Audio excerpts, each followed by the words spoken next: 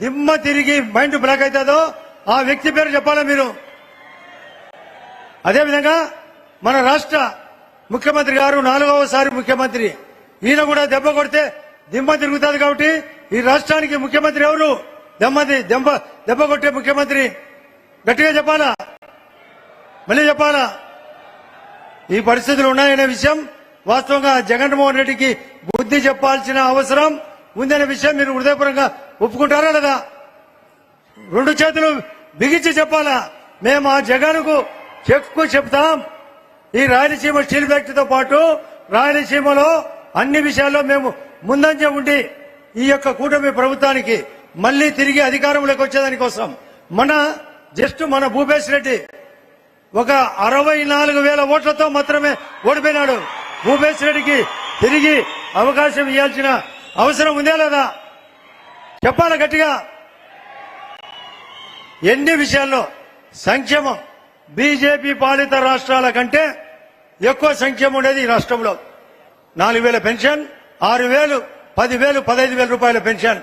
అది కాకుండా అన్ని రంగాల్లో నిన్ననే గౌరవ ముఖ్యమంత్రి గారు పవన్ కళ్యాణ్ గారు కోడూరులో చెప్పినారు ఒక విషయం. హైయెస్ట్ పంచాయతీరాజ్ డిపార్ట్మెంట్ గాని గ్రామీణ ఉపాధి గాని ఇతర రాష్ట్రాల కంటే ఎక్కువ, రోడ్లు ఎక్కువ, త్రాగునీరు ఎక్కువ, జలజీవన్ మిషన్ ఎక్కువ, అమృత్ మిషన్ ఎక్కువ, హౌసింగ్ ఎక్కువ. 7 కోట్లు గౌరవ ప్రధానమంత్రి గారు ఈ రాష్ట్రానికి ఇస్తే మన రాష్ట్రానికి 25 లక్షల ఇళ్లు, ఇప్పటికే 5 లక్షల ఇళ్లు పూర్తి చేయడం జరిగింది. టిడ్కో పూర్తి చేయడం జరిగింది. ఎన్టీఆర్ హౌసింగ్ అన్నిలు ఉన్నాయి ప్రతి ఒక్క విషయంలో. అదే కాకుండా పవర్ దేశంలో 450 గిగావాట్ల కరెంట్ ఉంది ఇప్పటికీ. ఇదే గౌరవ ప్రధానమంత్రి గారు మరొక 550 గిగావాట్లు ఈ దేశానికి అందిస్తే మన వాటా 160 గిగావాట్లు. అందులో మన జమ్మలమడుకు 20 గిగావాట్లు. 1 గిగావాట్ అంటే 1000 మెగావాట్లు. అంటే మన జమ్మలమడుకు 20,000 మెగావాట్లు. ప్రక్కనే ఆర్టీపీపీ ఉంది. ఈ బాణకొండల్లో సోలార్ ఉంది, పంపుడు సోలార్ ఉంది, విండ్ పవర్ ఉంది. కాబట్టి మన జమ్మలమడుగు దేశంలో ఒకటి కాబోతున్నది గౌరవ ముఖ్యమంత్రి గారి ఆధ్వర్యంలో. దీనికి హృదయపూర్వకంగా మన జమ్మలమడుగు బాగుపడాలని, మన కడప జిల్లా బాగుపడాలని, మనకు అతనికి ఆ యొక్క పక్కనే ఉండే జగన్మోహన్ రెడ్డి ప్రతిసారి ఏదో ఒక విషయంలో మనల్ని రెచ్చగొట్టే అంశం. మొన్న ఫస్ట్ అమరావతిని ఒప్పుకుంటాడు, ఆ తర్వాత అమరావతి వద్దు 3 రాజధానులు అంటాడు.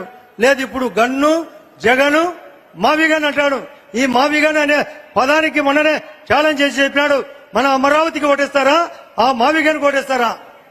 చెప్పాలా? అమరావతిగా మావిగన్కా? ఇది మొత్తం అందరూ పలకాల.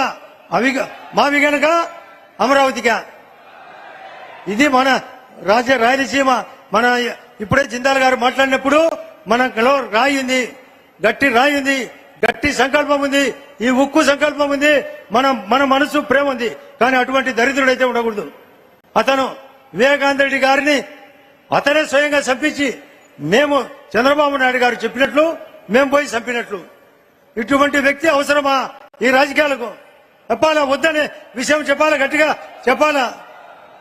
ఎన్ని రోజులు ఇట్లా నా మీద పర్సనల్ గా కోడికత్తి కేసు పెడతాడు, వివేకానంద రెడ్డి కేసు పెడతాడు, ఎన్నో కిడ్నాప్ కేసులు పెట్టాడు.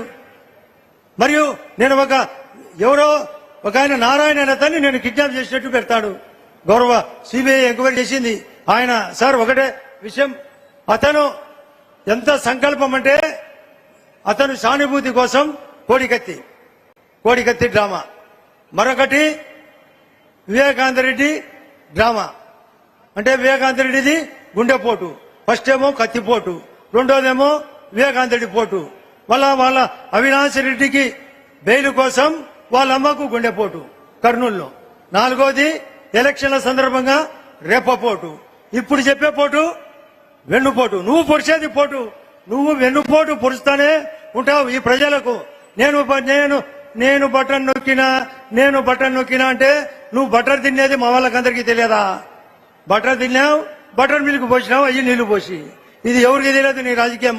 ఎప్పుడు ఒక విజనరీతో, ఒక సీనియారిటీతో 4వసారి ముఖ్యమంత్రిగా ఉన్న ఈయన ప్రధానమంత్రి ఆధ్వర్యంలో ఎన్నో రకాలుగా ఆలోచన చేసి ఇంత వయసులో కూడా మాకంటే పరిగెత్తనాడు. మాకంటే సార్ దాదాపు 7 ఏళ్ల పాటు పెద్దవాడైనా కూడా